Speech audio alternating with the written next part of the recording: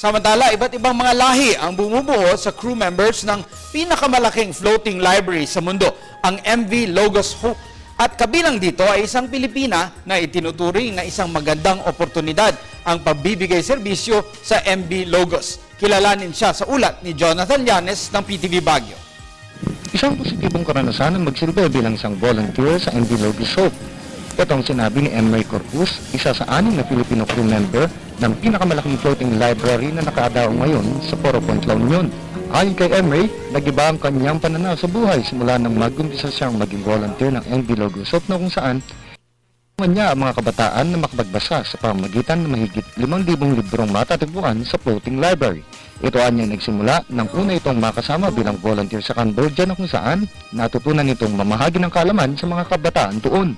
Last 2011, nagpunta po ako ng UAE sa Abu Dhabi kasi andun yung parents ko.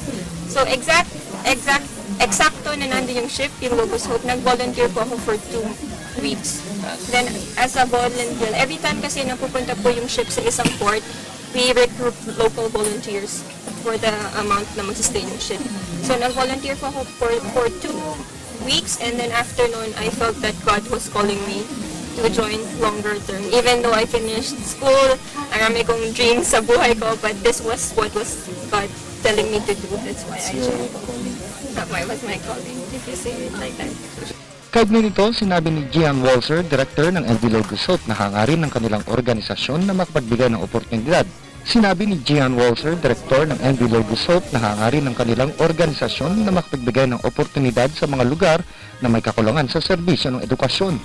Ang layunin ito anya ang nagbibigay ng dahilan sa mahigit 400 crew members nito upang voluntaryong magsilbi sa mga mamamayan sa iba't ibang lugar sa mundo.